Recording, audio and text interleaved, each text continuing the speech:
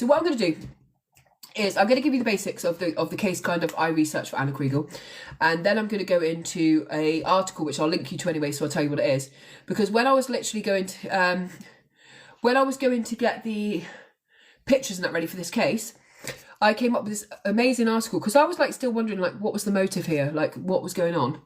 I know as far back as November, boy A was given a right to kind of appeal again, even though he was the kind of driving force. But this new interview with the Irish Times, which I'm not going to read the whole thing, but I'm going to read a lot of it because it reminds me of the interviews of boy A and boy B, very much take me back to Bulger times, when one was admitting it all and one was kind of blaming the other, and it came out the boy pretended to be like the most innocent was the worst.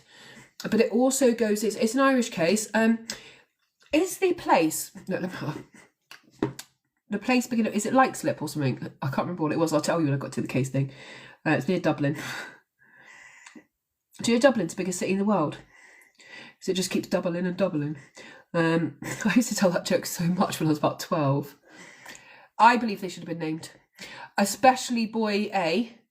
When it comes with this article I'm going to read afterwards with the police officers, and it talks about some of the articles he was looking up, some of the things he had.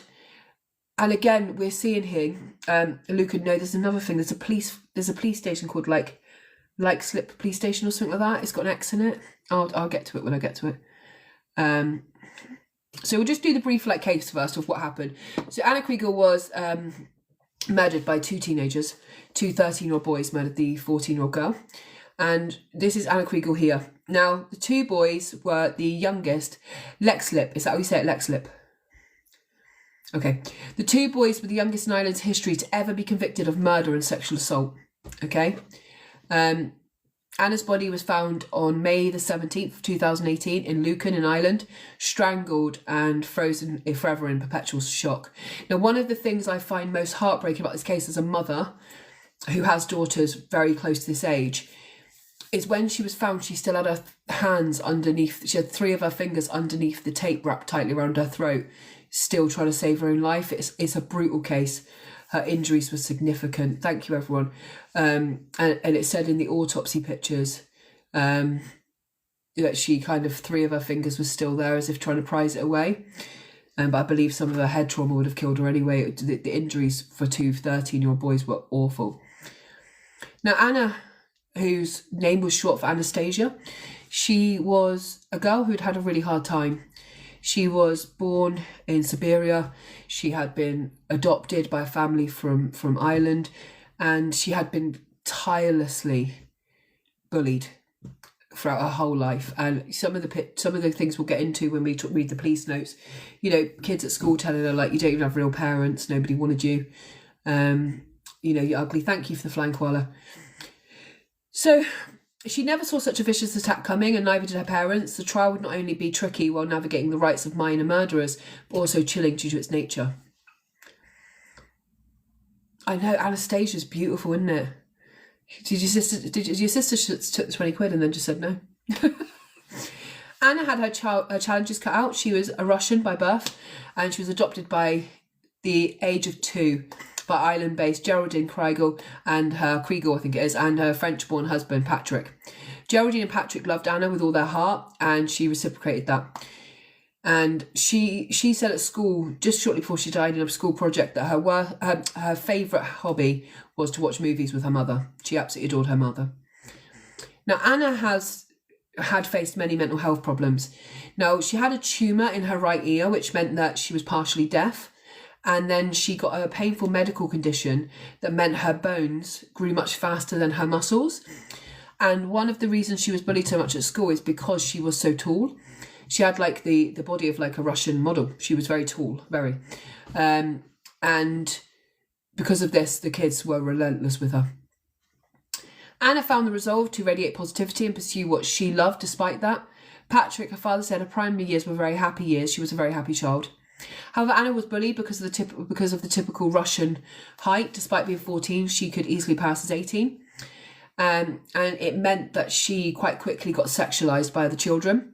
There was a time just before all of this happened on Halloween when there was a free party locally for the kids to go to. She was walking home and a group of lads had like grabbed hold of her. They were telling her like, you're going to have sex with us. They were slapping her on the bum, and it terrified her. Absolutely terrified her. Now, she'd obviously told her parents, and one of the boys was charged by the police. But she literally just wanted to be left alone. Her classmates also bullied her for being adopted.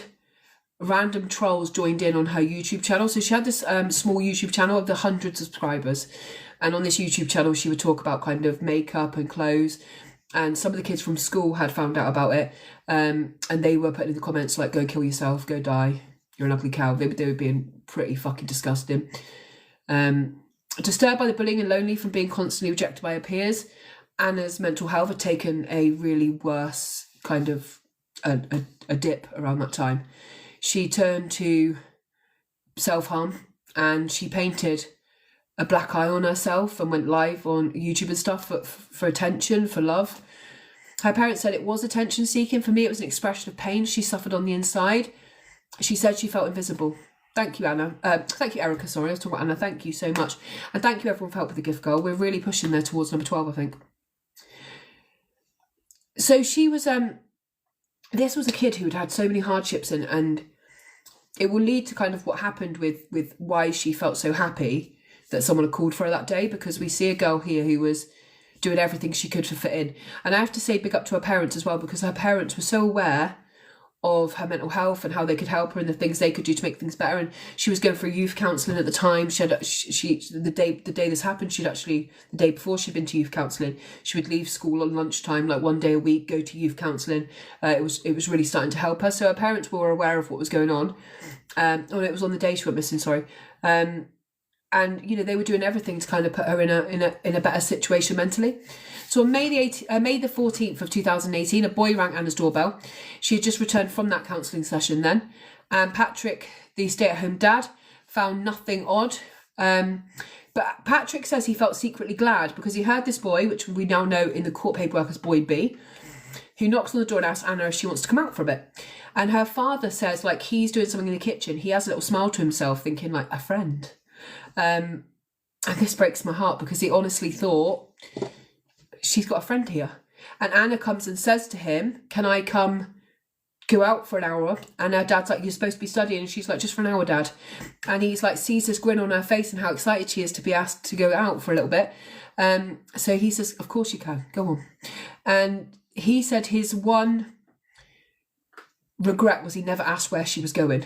So, and even again here, because he doesn't know where she's going, he rushes to the door to ask her, and he looks down, sees her heading towards a local park with Boy B, and he's like, they're going to the park. He doesn't want to embarrass her. And we all know as parents, like, I've been in that situation before where I'm just about to ask the kid something else, like one of my kids, like, have you got enough money, or do you need more? And you see them with her friends and like, I won't ask, like, I'll just leave it, like, she'll phone me if she needs something. Because you know, we can all be overbearing, right?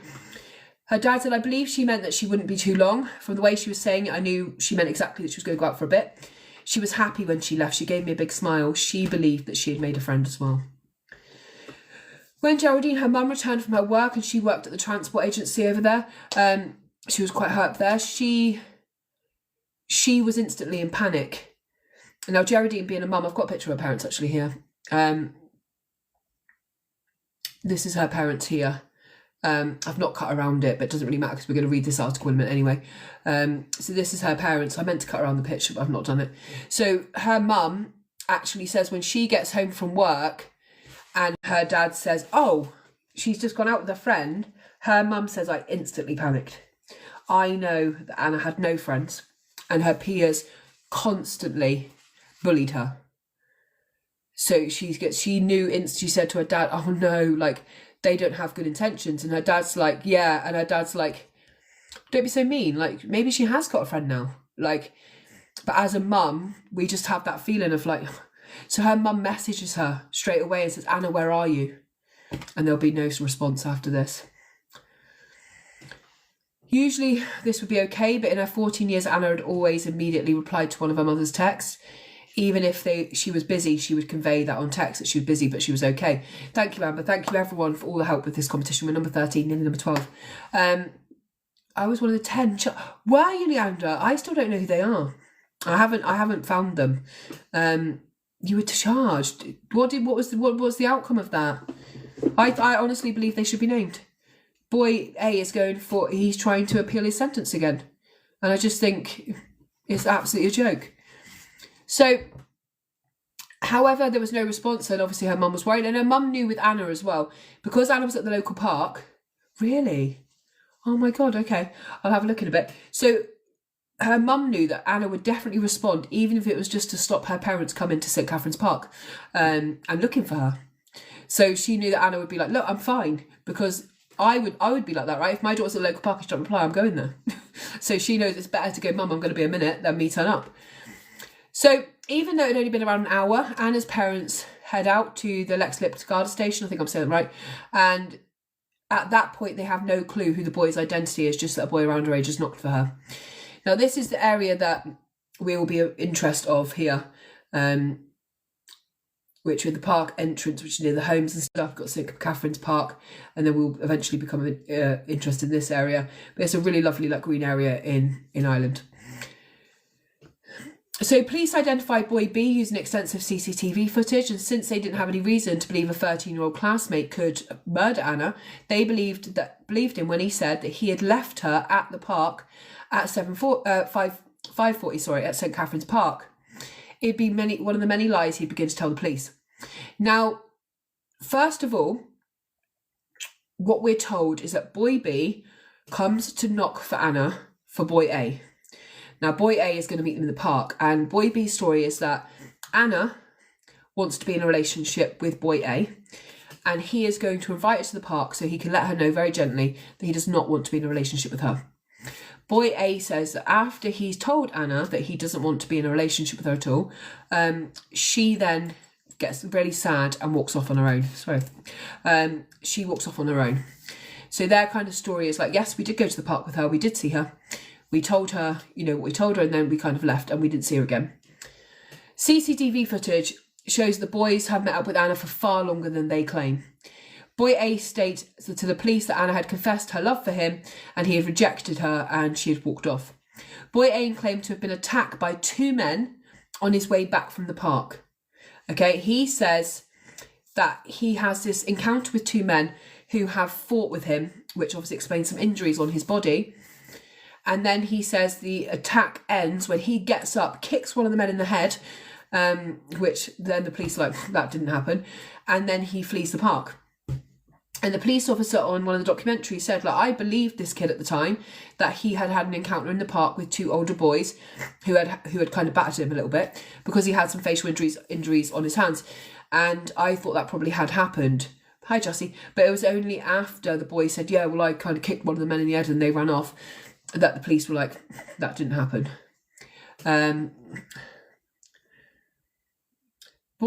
The police knew something was off, however, they could never have guessed the extent of just how horrible it would be.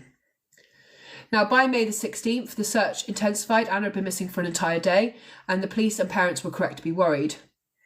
Her body would be found the next day on May the 17th in Glenwood House, an abandoned local farmhouse. Thank you, Beth. This is the farmhouse here. Now, the police are conducting a search here when one of the police officers goes into what they call in the court paperwork as room 1, and he shouts, "Find," which means they found her body. The police could smell dried blood as they entered the house, which was they knew they were on the right track. And the first Garda or police that found her body said, "I thought it was a mannequin or something truly terrible, almost like a Halloween prop." Now, Ireland. So trigger warning here. Hair was stuck to Anna's face as if she had been desperately thrashing around before being murdered. It was stuck to her face with both spittle and blood. Her clothing was scattered around the room.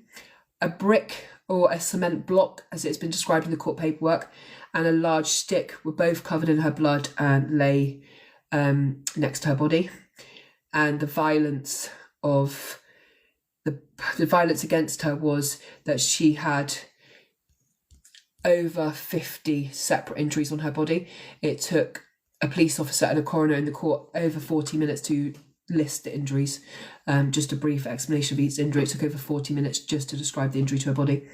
A long Tesco insulation tape was used to strangle Anna, and like I said, she had 3 fingers still under the tape where they had tried to pull it off. She was still trying to save her own life. The injuries, like I said, were so extensive that they took 40 minutes throughout the trial to describe the 50 injuries to Anna's head, her face, and her neck. She had also been severely sexually assaulted. They find clothing scattered around the room, which has the semen of boy A on the clothing, especially on her top. But even before the search of boy A's phone revealed an incriminating search history, he had searched up things such as Russian corn, Anastasia corn, the 15 most gruesome torture methods in history, and horror films that would blow everything away. He'd also searched for very violent images such as men wearing masks or strangling women, and snuff videos, etc., etc. I think I'll talk about it in a minute, but he has so many files on his phone of just, I say all the time, but parents should be checking your kid's phone.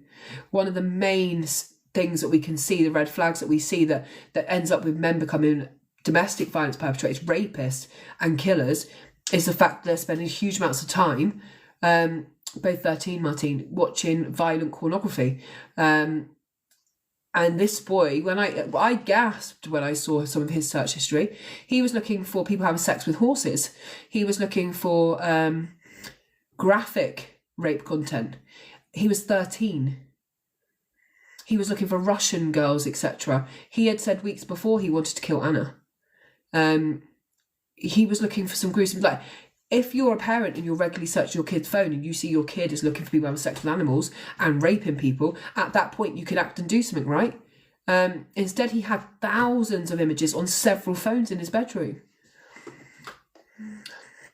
What made the police most suspicious was the search for abandoned places in Lucan.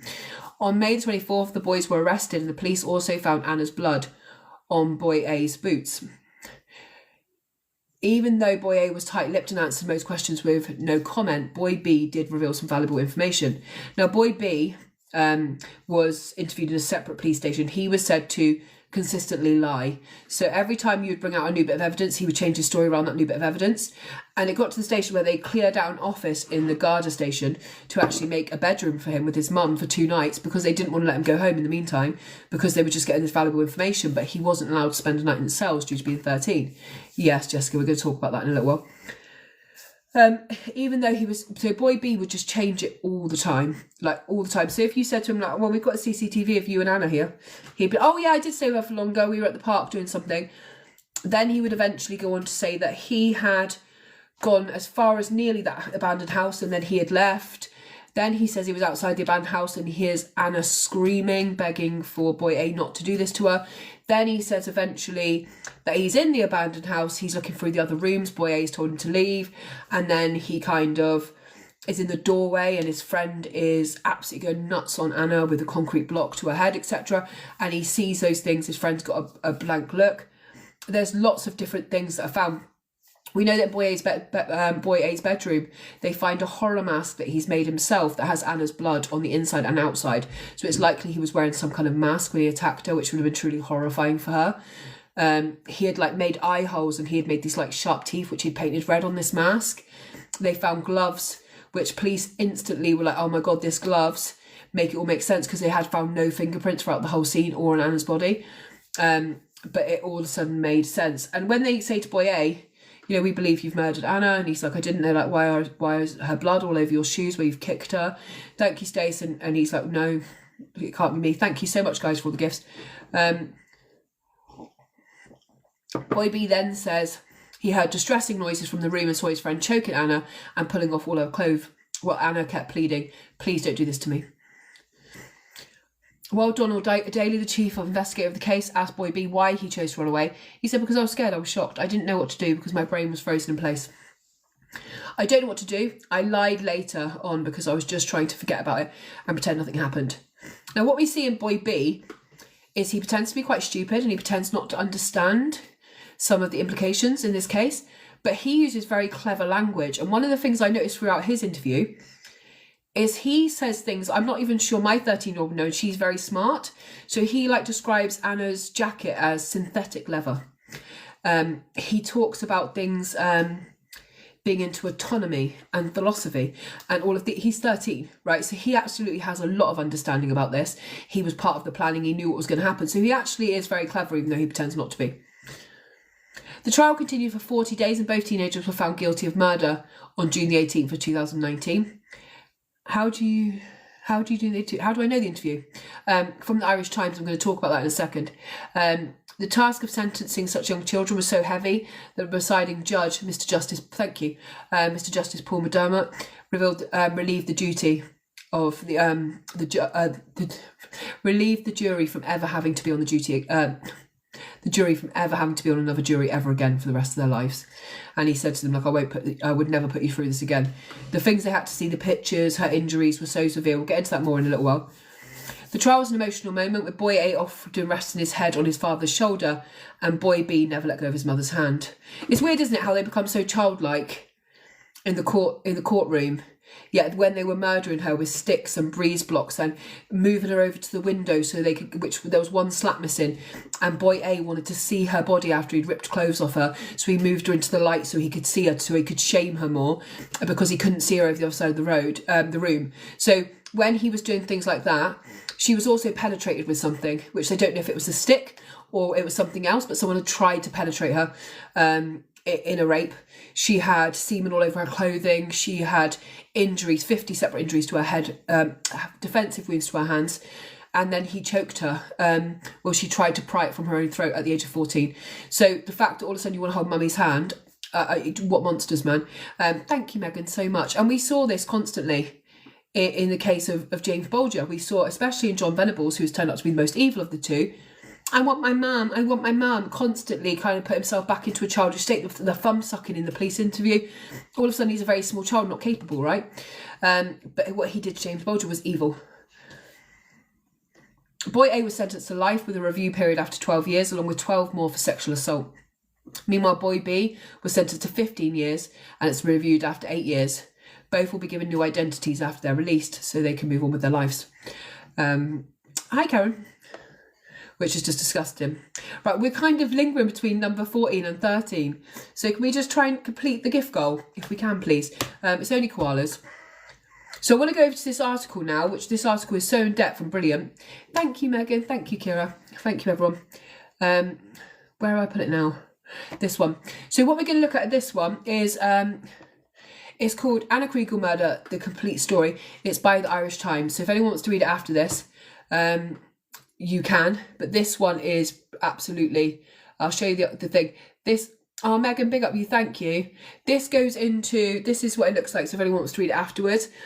And I will always quote this because obviously these go up on YouTube afterwards and I would never want to claim somebody else's work, so I'll always tell you what we're doing. It was only when I was getting photos ready for this case today, I found this afternoon, and as I'm reading it, you get so much of an insight into who these boys were and kind of how they did the interview process and got the truth out of them. I just found it really interesting, so I'm going to read some of it with you guys. So,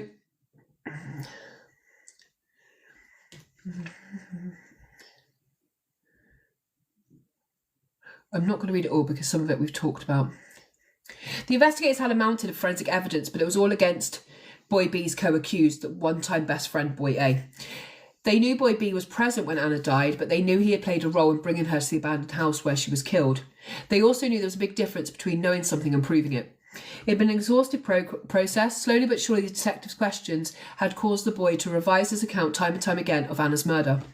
Boy B had started the interview process the day before by repeating what he told Gardaí the previous week, that boy A had asked him to call in Anna's home just outside Dublin in County Kildare and bring her to him in St Catherine's Park so they could talk, and that he left Anna with boy A before going home to do his homework. As part of their investigation, Gardaí had examined more than 700 hours of CCTV from the area around where Anna disappeared. Daly and Gannon, the officers, put it to boy B repeatedly that the route he claimed they took that day was not, and they weren't on any cameras, could not be true. And there was a day in this investigation where they take boy A and B back on their bikes with their parents, their fathers particularly, and they're saying to the boys, show me the route you took. And although the boys take a route, it's a different one than they've told the police, and they keep looking towards the area of the house consistently, like they're looking towards it even though they're not going near it. So again and again, the police are aware that the more they speak to these kids, the more it's changing. On the second day, after being told the inconsistencies between CCTV, I was so close to number 12, guys. If we literally just do a couple more of those, I know I'm being beggy today, but we're working. So those koalas, we'll hit number 12. Okay, so Boy B then says, I'm going to retell you the story about what actually happened. What I told you yesterday was a complete lie. The first change in the story came the next morning, and he then says that he said, what I told you yesterday was a complete lie. He went on to say him and Anna met boy A by the BMX track in the park, not by the courtyard lane. Despite the dramatic preamble, the boy's admission of dishonesty did little to advance the case, because again, he is just staying calm and altering things slightly. Until then, Boy B had remained remarkably calm, a highly intelligent child. Boy B definitely has brains way above the age of 13. So the police noted on their forms that he understood completely what the word murder meant, what detention meant, what arrest meant, what would happen. So the police would say to him, what will happen if I charge you with something? He said, well, you'll charge me with something that you believe up to this point I've done, but when you find more evidence, you'll charge me. He understood the process, a lot of what was going to happen.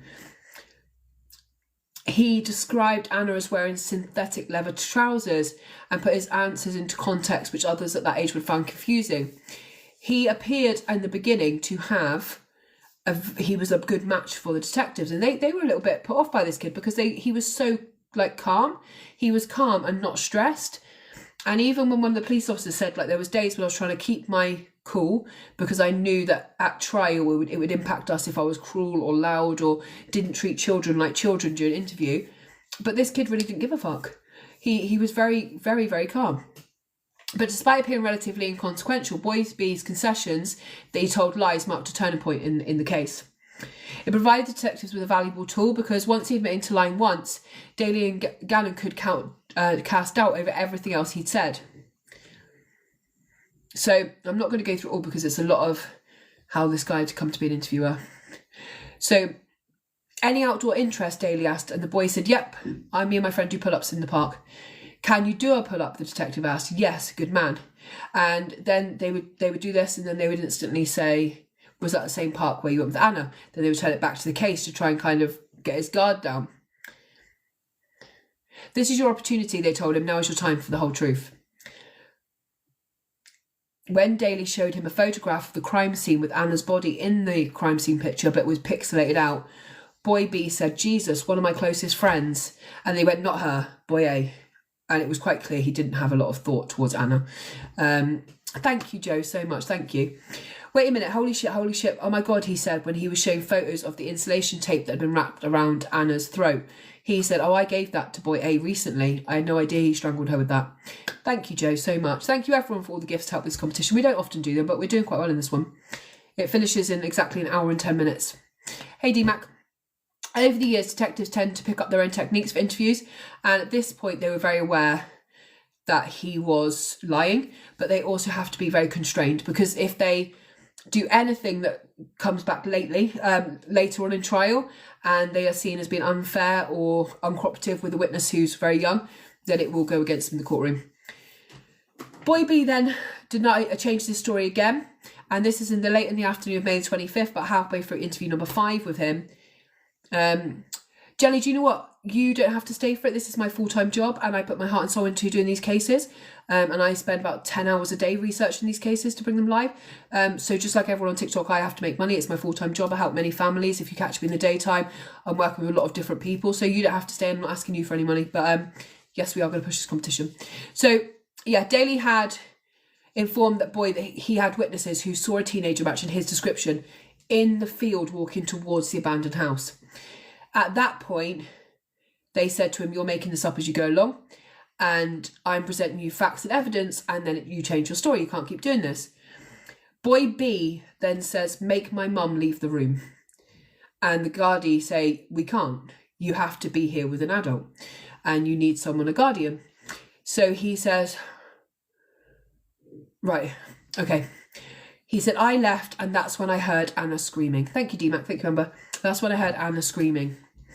But since boy A was in there with her, I knew she'd be fine. He'd protect her. The scream was like really loud. Just before it ended, it got really muffled, like someone had put a hand over her mouth. After dozens of lies, the boy had admitted for the first time to knowing something had happened to Anna, and he started to weep, as did his mother when she realised all of a sudden that her son was somehow involved in this murder. Thank you, Joe, so much. Now, the court went into detail about Anna's final day.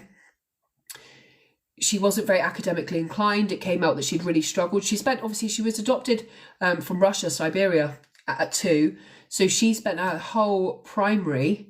Thank you, Sarah. She spent her whole primary years trying to catch up with the English language and then kind of learn life in Ireland. So she was always on like a back foot and she'd really struggled to catch up. We're number 11. Oh my God. May get top 10. So we know that she had the problem with her ear where she had to have surgery for like a lump in her ear and she was almost deaf in the left side. And, you know, her mum said she had really, really struggled. So the following week, Anna had some exams. So her parents have decided on that weekend, around May the 13th, they were going to sit down and do some revising. That day on the Sunday, Anna had said to her mum, no, we'll do it later. You look exhausted. You've been working a week. So they just watched a movie together. Geraldine ordered pizza. Anna didn't like pizza, so she had Chinese takeaway the night before. And they just go into a lot of things that she did, which really isn't important in the grand scheme of things. We're more interested in the day. Geraldine, her mum, is the senior manager of the legal department of the CIE, I think it is. It's some kind of, is it the travel? Oh, it's a public transport company in Ireland. Right. So then we get to the part where she's going out that day. So this is a bus company. Thank you, Leslie. So this is in the court case that her father says she runs back upstairs to get her hoodie. It's a distinctive black one with the white writing in, and that will be all over the media soon when people are searching for her. She then tells her dad she's going out for a while. And her dad says it breaks his heart that as he saw her go down the stairs, he would never understand that as he read the Chinese writing or whatever it was down the side of her jacket, hoodie, that would be all over the front pages of the newspapers in Ireland within a couple of days as people looked for her. Patrick reminded her as she went down the stairs that she had exams, and she said, look, I'm going back very soon.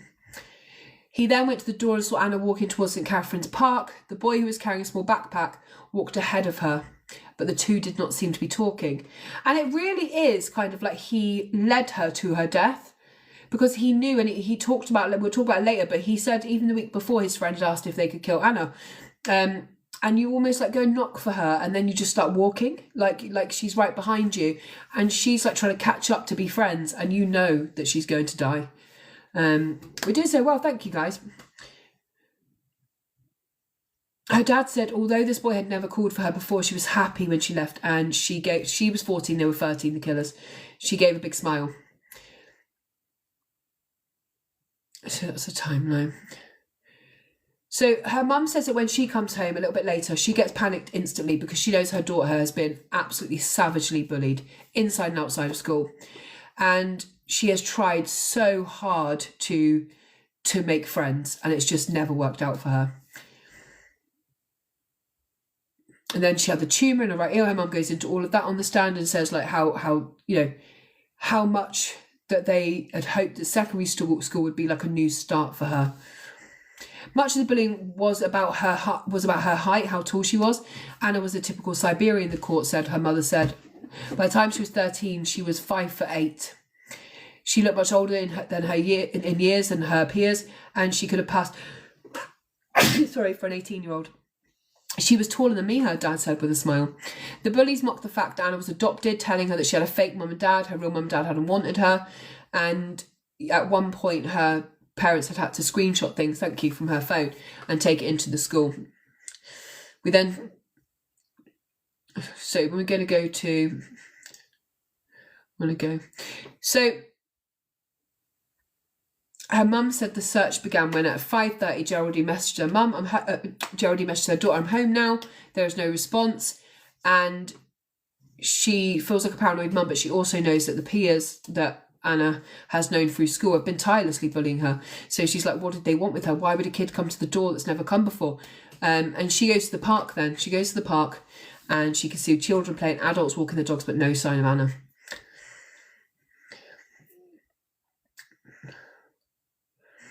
So we know at this point the Gardaí search for 2 days. I'm just going to go into the point where they find her body and then we go to the court case because we have already been through quite a lot.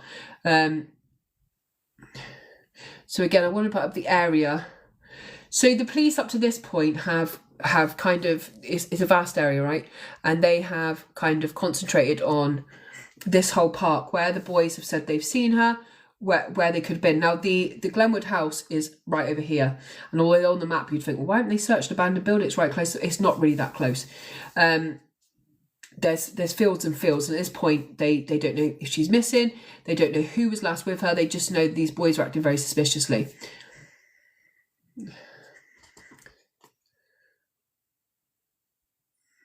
Right, so I want to get to, which is fine.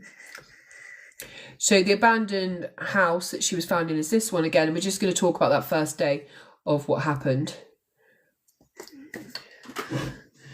So her body was found in the abandoned farmhouse on May 17th, 2018. It was built around 1800 and it's obviously it was designed by James Gandon, the architect of the Custom House and the Four Courts, and it's supposed to be like upkept because of its standing, but it's not really. The house continued its decline even after it was bought, and in the early 2000s, it just continued to get worse and worse. Basically, all the windows are boarded up, all the doors are boarded up.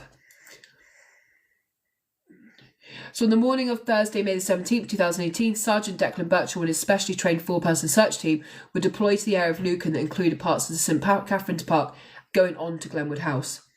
Working from maps and using a grid-like system, they search the park, the hedgerow and ditches, and then they get to the large park and they use slash hooks to clear the way up until this house. Now, Birchall says he searched out the outbuildings, where his colleagues Garda Sean White went into the main house through the rear porch. Thank you everyone for all the help with the competition and the gifts, by the way. We're nearly done on the gift goal with the little ones. So inside of what they call room 1 throughout the whole court process, he comes to a room where the windows are boarded up and light only comes from one of the planks over the glass. And in the gloom, he thinks he can make out a figure. He can definitely smell dried blood, and the guard would later tell a colleague he believed he was looking at a Halloween prop or a mannequin. He called out but got no response, so he goes outside and he shouts "find," which to indicate he has located something of significance in the search. Then the search team leader enters room 1 to confirm that White has found Anna's body. Anna is completely naked apart from black socks. Hi, Anya. So all she has on her body is black socks. And at first, Birchall believes something was covering Anna's face. And he says he'll never forget this, and why he thought it was some kind of horror scene was because her face was glued to her hair's glued to her face with like blood and spittle where she's been thrashing about trying to get out of the tape, and her fingers are still inside of the tape as if she's trying to relieve the tape from her own throat. Her clothing and pieces of her iPhone were scattered around the room, and nearby were a cement block and a large stick, both of which were covered in blood. There was also blood staining on the walls, on the carpeted floor, and some as high as the ceiling. The blood had clearly come from the many wounds on Anna's body. A long length of Tescon insulated tape was partially wrapped around her throat, and she had 3 of her fingers still inside the tape as if she was trying to get it off her throat. Gardaí then established a crime scene and awaited the arrival of the superintendent, John Gordon, from Lucan Garda Station. A local GP was called out to the scene to formally pronounce the death, and within an hour of the Kriégel family had been told that Anna's body had been found and they would have to go to the morgue to identify the dead body of their 14-year-old daughter. I just can't even imagine what this family have gone through. The missing persons investigation instantly becomes a murder investigation, and Inspector O'Neill was appointed senior investigating officer with 20 Garda working under him to quickly find out what had happened here. Every inch of room 1 would be examined and catalogued, along with every beer can, cigarette butt and piece of debris that it contained, because this house had just been used by a lot of people over the years. The most pressing task was the pathology exam, and she was taken to the State Laboratory in Whitehall in North Dublin for a full autopsy that evening. Anna had a staggering number of injuries. During the trial, Cassidy would spend about 40 minutes just listing the 50 injuries that she had sustained. Bruises and lacerations all over the body, and the most serious was almost if they were trying to take away her identity. Her face was destroyed, and the most were to her head, face and neck. Cassidy concluded Anna had died from blunt force trauma to the head and neck, and there were also signs of compression to her neck, but there was no evidence the tape had been the thing that took her life. Other injuries suggested there had been penetration or attempted penetration of the vagina, which Cassidy could not determine what that had been done with, whether a body part of the stick, but something had happened. On the basis of the pathology and forensic evidence, the Garda suspected Anna had been beaten onto the ground with a heavy stick as soon as she had entered the room. So the boys were like, let's go and look in here. And as soon as she'd gone into that room, he just started to beat her with a stick. Then once she was on the floor, she was struck 4 times in the head and face with the concrete block. Next, she was pulled towards the window where there'd be more light so they could look at her body while sexually assaulting her. Her false nails were scattered around the room, indicating that she had fought fiercely. Despite a huge amount of forensic material at the scene, nothing immediately pointed towards one suspect. There were no fingerprints, and all the blood belonged to Anna herself. But scientists from Forensic Science Ireland made a grim breakthrough when they examined Anna's top and discovered the semen stains, which would go on to belong to boy A. Now, there seems to be a story that's known in Ireland that I don't know here, and boy A kept looking at a story called Jeff the Killer, which is about a short story about a teenager who murders his entire family. So I don't know if it's like Irish folklore, it's something just kids know about, but he had constantly read this story. The focus of the investigation immediately returned to the 2 boys and the discrepancies in the... Megan! Oh, Megan, thank you so much. Thank you. Big up, Megan. Thank you. Everyone big up Megan. Honestly, that's amazing. That's one of the biggest competition gifts. I never put them up because they're so expensive, but thank you, Megan, so much. Thank you. Yeah, thank you so much. So the boy then, they completely look into the boys again, right? They want to know what's going on. And as part of the investigation, Gardaí have taken the boy's phone, both the boys' phone, and what they find causes absolute alarm. Now, in boy A's phone, and like I say, always check kids, but we're number 10 in the competition. Thank you, Megan, so much. On boy A's phone, they find a list of YouTube videos, including the 15 most gruesome torture methods in history, horror films that blow everything away, Until Dawn, Get Jessica's Clothes Off. That's a popular horror game where the aim of the game seems to be to chase a girl and get all her clothes off.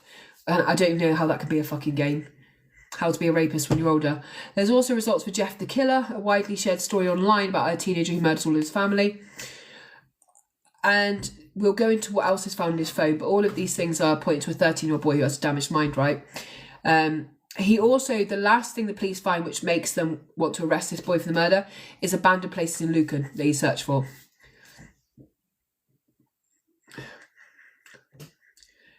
So the boys are approved through the kind of the board in Ireland. They're going to arrest them, and the parents of the boys were told that they need to bring their sons into the Gardaí station on May the 23rd to be arrested for murder. The parents were asked to bring the boys in, and what the Gardaí haven't told them at this point is, as soon as you come in to be arrested, we are searching your homes. So they went out to search the boys' homes. Boy A was taken to Clondalkin Garda Station in West Dublin, and he is asked, first of all, like, tell us the difference between right and wrong. What's right, what's wrong, what are you allowed to do? And, you know, he says the truth is when you tell someone what happened, and lies if you don't tell someone what really happened. We've got the gift goggles, thank you guys. He also says that, you know, opening the door for someone like your mum, that's the right thing to do. Tripping someone up or stealing chocolate is a bad thing. When asked about what his interests were, boy A said, I like autonomy, I like the human body, and I love the skeleton. When detectives asked if he liked drawing live people, he said no more evolutionary. which is very bizarre. During an interview, boy A gave Gardy the same story that he'd heard from boy B, that he'd gone out and met Anna in the park, and then they'd kind of left her there. When he was told they had found blood on his boots, he said, "Are you joking me? You can't be serious. I can't be." Then he asked if he can go outside because he's going to be sick. And I would say this is an aha, eureka moment, when all of a sudden you think you're really smart, you think you're clever, you think you're going to get away with this, and instantly you know there's blood on your shoes. They know it's you. He's then told by the Doyle, the officer, "What I'm saying to you is, forensically, the only reason you would have blood on your boots is if you're in the room when Anna was bleeding." And then the boy says, "No, wasn't in the room." Then he obviously starts to play the boy offs against each other, because the boy A says he doesn't recognise the tape on her throat. And then the police said, boy B said, they gave you that tape. We're doing really well. We've got over an hour left to go as well. So I want to go into... I want to go mainly into...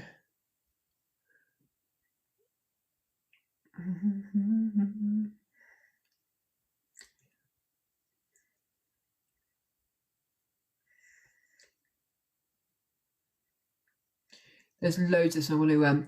So the evidence against boy A would be, during the search of his house, they found a backpack. Inside of that backpack was knee pads, shin guards, a scarf-like snood, and a homemade mask.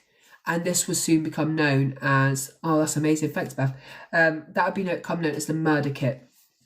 The skull-like mask would become one of the most striking pieces of evidence in this case. It was skin-coloured. It covered the top half of the face.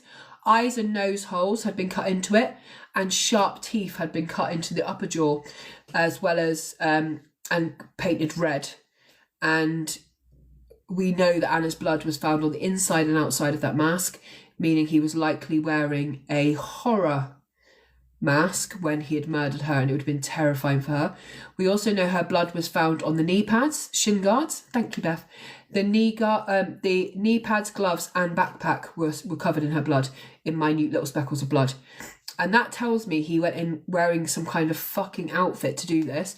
He's wearing knee pads so he can lean on the floor. He's wearing shin guards to stop himself getting injuries from like kicks and stuff. He's wearing a fucking full-on mask with a horror mask. Now, Gardy then know from the gloves and the blood on the gloves that that's why they haven't found any fingerprints. Now, this is the truly shocking part for me, that parents missed this. I don't blame these boys' parents for their sons being murderers, but at some point you have to take some kind of accountability to not checking on your children and knowing what's going on in their phones, etc. Because in my opinion, this case was fully preventable if a parent had checked one of these phones. In boy A's bedroom, they found 2 phones. On one of the phones, there was 12,500 pornographic images. 12,500 on a 13-year-old boy's phone. One featured a man in a balaclava looking at a semi-naked woman while raping her. Another showed a man choke a woman as a second man watched. The phone memories showed several images and videos, including one titled "A Woman Who Was Raped," called Anastasia. Another referred to Russian teens. Perhaps even more concerning was he was constantly searching for child porn, horse porn, and dead body porn. And he was searching these most days after school. Gardy also found witnesses. He also had abandoned haunted house porn, and none of this was allowed to be heard by the jury. Okay, none of the things on his phone about that, which I don't understand that. This shows he's a sexual sadist, and this shows that the things that make this boy happy are watching women strangled, killed, and raped. Yeah, and child, Jilly. Like, for someone to be searching child like that, I know he is 13, but that means to me you're looking for younger kids. You're looking for children. Because you're not saying teen, you're not saying like preteen or anything, you're saying child. Like, you're a sicko. Gardy also found witnesses to bolster their case against boy A. A dog walker had said he saw a boy roughly matching his description making a beeline for the abandoned house days before. A school friend said boy A appeared agitated and fidgety in the days before Anna went missing. While the analysis of the semen on Anna's top showed it matched boy A, the Gardaí got permission to charge him with aggravated sexual assault. The aggravated part referred to, oh, thank you, Emma, so much, to the extreme violence that was involved. New evidence also allowed them to rearrest boy B for further questioning. Hey, Soph. Boy B says the month before this all happened, he had this conversation with boy A. Boy A, hey, do you want to kill someone? Boy B, no. Boy A, why not? Boy B, because it's retarded, right? And I'm going to say that word because I'm reading out court paperwork. I know we shouldn't say that word, but I'm not slurring. I'm reading that's what it says on the notes. Boy A then says, oh, come on. And boy B said, well, who are we planning on killing? And he says, Ana Kriégel. And boy B says, in your dreams, right? So that tells me already that you planned this, that you were going to do this, that you talked about this in great detail, that you both knew with excitement what you were going to do that day. And remember how Anna's father says, boy B was the one with the backpack on that day. So it's almost like you were carrying this murder kit, right? Premeditated, 100% Mel. And this is why when these boys keep appealing their sentences and their parents are saying like, well, 12 or 15 years is a long time, it's being reviewed after 8 years. Like, in my opinion, in America, they would have been tried as adults, these boys, and they would have got life with no parole or 25 to life. If this was in America, this is how they'd be sentenced. In the UK or Ireland, we really aren't sentencing people correctly. Boy B said he presumed that his friend was messing, and he always said things like that, and he had no idea that his friend would ultimately go on to kill Ana Kriégel. Why didn't you do anything in the room? Because I was scared. I was shocked. Didn't know what to do. It's absolutely. Thank you, Caroline. Thank you, everyone, so much. Why didn't you try to save her? I don't know. The police then said to him, you lie after lie. You go and collect a girl that boy A wants to kill. You bring her to an abandoned house, and in your words, you hand over that girl to somebody who wants to kill her. And this is exactly what it was. Afterwards, you were deceptive. You lied to everyone. You lie. You're in a corner and you try to wriggle out of it by telling a story to suit. Don't you see how that looks for you? Boy B said that he did. And the guards say, you are just a charade. You let things play out. I show you evidence. You change your story. Then you tell us a little bit of truth. But you've never told us the whole truth. The detective suspected that to this day, Boy B would never told the full truth. But they had to either charge or release him at this point. So then we're just going to go on to the trial, the actual trial. I'm not going to go into the... So just this is interesting. This is something that some of you may have the questions for. The legal age of criminality in the UK is 10. In Ireland, it's 12. Okay, but when rape or murder happens, the age of criminality drops to 10, like over here. So at 13, boy A and B became the youngest people in the history of the state to be charged with murder. And if I'm right in kind of how we view things, this case was to Ireland what James Bulger was to us kind of thing. And I know that both cases, we're both sad about either case, but it seemed to be in the courtroom, the trial and the preparation for this trial was very similar. Number 11's catching up. Okay, we'll just chip away at the gift goal. Like I'm more than happy we got to number 10. You know, everyone's been so generous to me in this competition and we've done so well. Joe, thank you, Joe, so much. So I'm just going to go into the trial preparation here because I don't really want to go into the preparation to it. It's all very much. So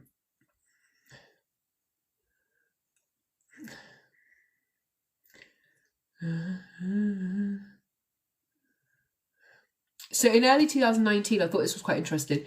Boy B was diagnosed with PTSD because he'd had to witness the death of Ana. And I just honestly think this is ridiculous. Like, he knew they were going to murder Ana. You went there. And I believe real parts of him comes out throughout the trial, glimpses of him that he quickly then tries to hide and mask.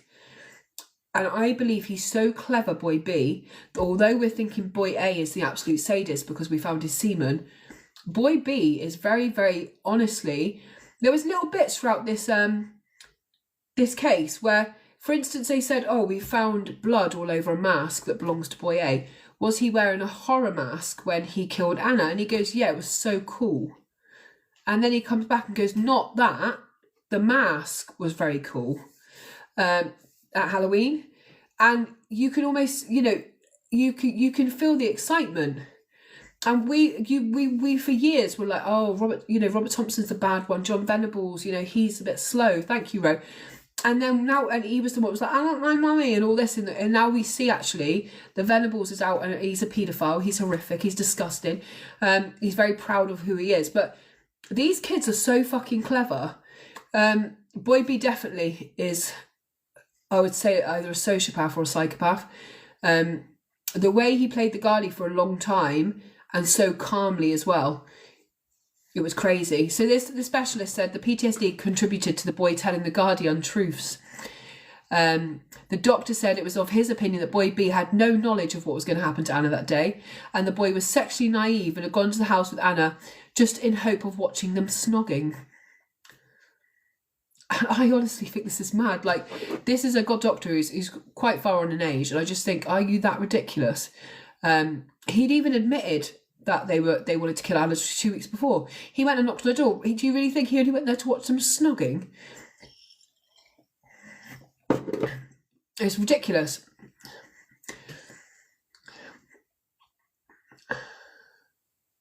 So it's not unusual for families of murder victims to sit through the trial of the accused. Often at least one family member remains in court for nearly all cases. But Anna's parents spent the whole time in the courtroom. Anna's parents, accompanied by a victim support volunteer, were present for every moment of the trial, from swearing in the first jury to the final verdict. When they wanted some water, they would ask somebody else to get it because they refused to leave. They wanted to be a voice for Anna. Hey, Victoria. Pathology evidence can be most upsetting evidence for families, but Geraldine and Patrick remained throughout the testimony. They wept, but they stayed. A portion of Boy B's interview, during which he made a series of childish but nasty comments about Anna, visibly distressed her parents. Stephanie, thank you guys so much. We're number 10 in that competition. I'm so grateful, thank you. So he said Boy B showed a real dislike for Anna. He said she was slutty. He said that she wore weird clothes. She would never have a boyfriend. She was an outcast. He said, I thought of Anna purely as a weirdo, someone I would never want to be around. And this is after he has claimed to have not been able to help her, to watch his friend do horrific things to her. That's your truth. That's how you felt about Anna. You knocked on her door that day because you knew she was going to die. And you also enjoy putting Boy A, who I believe is not as clever as Boy B, and you've kind of set him up to take the whole blame. And I believe even the thing of like his semen being at the scene, I believe this was somehow engineered by Boy B so that his evidence wasn't there, but just Boy's A was. Because I believe they were both as bad as each other in this, and I believe they both deserve to spend the rest of their lives in prison, to be fair. They're not right as children. They're not children anymore. His description of seeing Boy A attack Anna in the house also greatly upset her parents. Now, what we see on the stand from the police's description is that how he recounted the attack on Anna become in great detail during the trial, and it was almost like he was turned on by describing horrific details in front of her parents, like he really made it mucky. And to the police before, when he had full-grown men in front of him, well, I didn't want to stay, I was scared, his face was glazed over, like I couldn't really see what he was doing. Now he's kind of like, he beat her with a stick, he smashed her in the head with the block, and he's looking at her mother. And that shows a real disconnect of any kind of empathy towards human beings. He then goes on to say, like, I wouldn't have done that to Anna because she was a weirdo, I wouldn't have touched her, kind of thing. And as a mum, it would have been at that point where I literally want to slam him down. Like, are you for real? Like, you've brutalised her, broken her, she's dead, and now you're trying to sully her character and just be disgusting. She's a little girl. In court, Boy A often rested his head on his father's shoulder, while Boy B held his mother's hand throughout the whole court process. And I don't think this should have been allowed. I'm sorry, I don't think it should have been allowed. I don't think they should have been allowed the comfort of their parents throughout the whole trial, where you could hold your mum's hand, etc. And Anna would never again hold her mother's hand. She would never again put her head on her father's shoulder. I can't even imagine for Anna's parents what it was like to watch this exchange. We know in the case of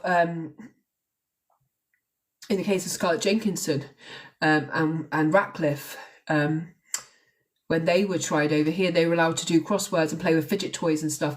And Brianna Jai's mum talked about how in the court she couldn't concentrate because of the constant noise of this fidget toy, and I would have wanted to ram it down his throat. Like, why are you letting him play with toys? Like, so they can pretend not to be all here. Like, it doesn't make any sense. During the lunch break, they would go to the consultation room on either side of the entrance where they could have lunch from the canteen with their parents. The boys would have to have 15-minute breaks every hour or so to give these children breaks. But yeah, Anna got no break when they were breaking her down.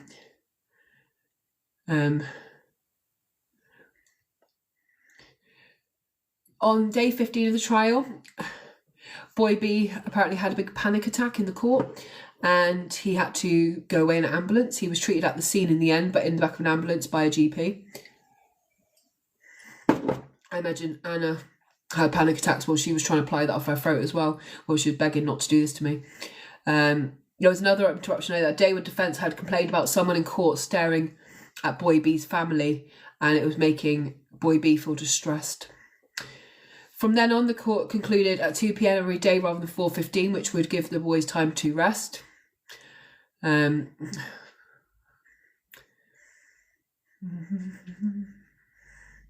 goes through a lot of the testimony, which I'm not going to go through because we've talked about in great detail and it's very uncomfortable. I'm just trying to tell you anything that we don't already know.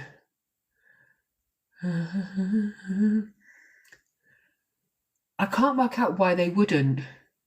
So they're saying it was not relevant to put in the pornographic evidence of the violent imagery he was watching, because it had it would make the jury look at him in a different way.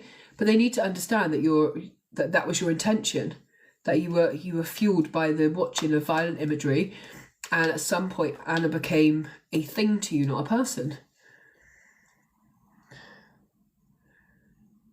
Also ruled out was a video found on Boy A's phone that appeared to show them almost practicing hitting a stone block with a steel reinforced stick, seeing how much damage they could do to it.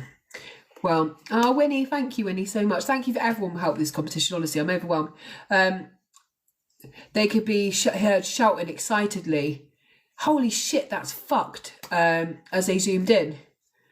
And one of their defence lawyers said, "I don't see any relevance other than attempting to draw inference that this was what they later did to Anna." Well, true, they used a stick and a cement block.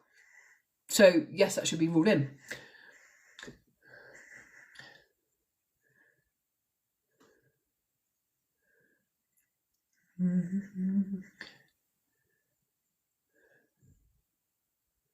So the case against Boy A was very clear-cut.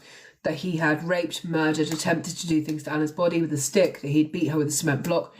All of those could be believed, and they had found the evidence in Boy A's house. Boy B, they found no evidence at his house, and it seems that whatever he was wearing or doing that day, he had got rid of. He's a very clever young man, I believe. Almost kind of like bordering on some kind of genius, evil genius.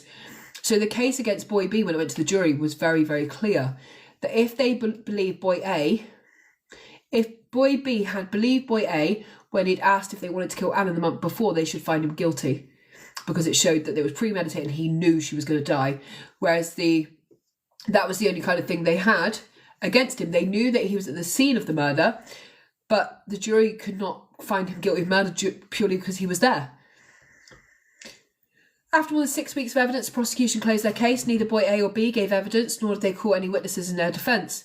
This was their right, the jury be reminded. And the onus was on the prosecution to provide that they were guilty and prove that, not for the defence to prove their innocence. Before closing speeches began, there were some legal arguments about the possibility of alternate verdicts rather than murder. The only question of whether the jury would be allowing to consider was an alternative verdict against Boy B, although Boy A would have to only be viewed for that. So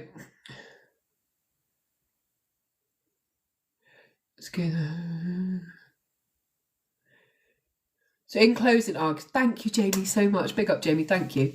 In the closing arguments, Boy B, there was a chance he could have got off with this, Boy B, because he was so clever in what he did.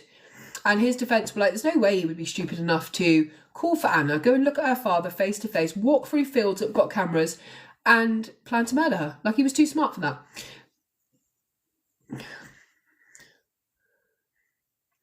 Now, the jury took 14 hours and 24 minutes over the course of 5 days to decide the verdict. Boy B sat with his eyes shut while clutching his mother's arm. He appeared to be doing breathing exercises, and Boy A's father put his arm around his son. Have you reached a verdict for any of the counts? The forewoman says she has. Boy A was found guilty of the murder and aggravated sexual assault of Anastasia Kriégel. Boy B was found guilty of her murder. The court was silent for about 30 seconds. Boy A appeared to cry, while Boy B held his head in his hands. And I believe Boy B can't cry. Thank you, Jim. I believe he's like such a sociopath. He's a brilliant actor, panic attacks, all that. But he would have instantly gone to this because he couldn't show any real emotion. I wonder if Boy A has learning issues in some kind of way, or is easily led, because Boy B, and they're both horrific in this case. But Boy B he's not even charged with sexual assault. Boy B's father began shouting, and a prison officer said to his wife, he's got to go out. The father started shouting, "You bunch of fucking scumbags, you bunch of fucking pricks, they're innocent boys." That was Boy B's father. And he clapped sarcastically as the court led the two teenagers away. Do you know what I mean? Why would you do that in a court? Like, you've heard all the evidence. They found the murder kit in your son's bedroom. Your son had 1,200 pornographic videos and images on his phone, including animal, child, and fucking rape porn. And at this point, you want to say he's innocent. You're not innocent of being a shit dad, because why don't you look for his phone? Why don't you know that he was going for all this fucking shit? Geraldine, Anna's mum, sat with her eyes closed. She and Patrick remained calm and composed. They stood, nodded to the jurors, and then left. And her parents, her mum and dad, showed so much grace throughout this whole court. They were seen to be calm, respectful of the court process. Didn't overly get loud or say yes. They'd lost their daughter, right? So all they could do was kind of nod to the jury as if to say thank you for making the right choice. They embraced each other and then they left. Her father, as he left the courtroom, sees one of the juries, the what they called, journalist, who's mainly covered Anna's story, and he kind of runs up to her, kisses her on the cheek, and kind of says thank you, and they walk off to go to the victim support area upstairs. And the court does acknowledge the fact that her parents have been so kind of respectful throughout the process, whereas the other families are shouting, "Oh, you got the wrong boys." They had only ever wept quietly in the courtroom. This was their daughter. They absolutely adored her. So we know that. What does this say? So when it comes to sentencing, I found this really interesting. Boy A is an unusual child. He'd never been in trouble with the guardy, did not drink or take drugs. He was tall for his age and skilled in martial arts. He spent a lot of time online, like horror movies, special effects and drawing. He also played a lot of violent video games. His co-accused described him as strange, weird and not a rational thinker. As for Boy B, several witnesses gave evidence that he was unusually bright. He excelled at primary school despite a lack of focus on academics. His marks started to drop at secondary school as he struggled with increasing homework. He loved to make things with his hands and was regarded as particularly skilled with technology. Like Boy A, he liked computer games but showed little interest in social media. Like I said, he's a sociopath. He's not into socials. He's into he would be very dangerous when he's released, I think. Boy B. Dr. Humphreys testified that Boy B prefers the company of younger children as he finds them less demanding. They're easier to follow him, be coercively controlled. Boy B does not like sport. He prefers Japanese cartoons. His father described him as someone who's hungry for friendship. I don't think so. I think he's very good at pretending.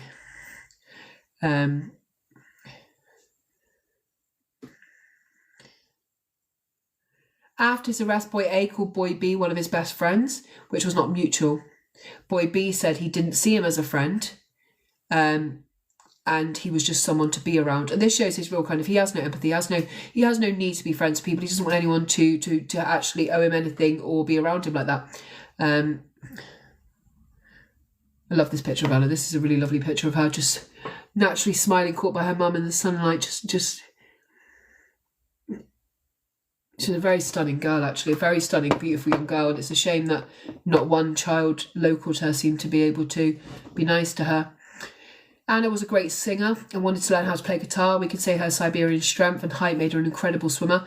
She loved to volunteer for things, and shortly before her death agreed to model in a fashion show organised by older classmates to raise money for charity. She never lost touch with her Russian roots. A Russian flag and one of the dolls was placed on her coffin. Geraldine and Patrick had announced their adoption of Anna in 2006 by handing their friends a similar Russian doll and her picture. She loved holidays to France, symbolised by a presence of a miniature Eiffel Tower that was placed on her coffin by her father. We could say that Anna loved her family dearly and was loved dearly in return. We could say she was someone who, as her funeral heard, was never happier than when she was curled up with her mother on a Sunday watching films. Her favourite food to watch watching movies was popcorn. And we know that boy A got 12 years for murder, 12 years for sexual assault. He may get out way earlier than that. I think, thank you, Muta. And boy B got 15 years, which will be reviewed after 8 years, so very soon. I did see that boy A is currently trying to appeal his sentence.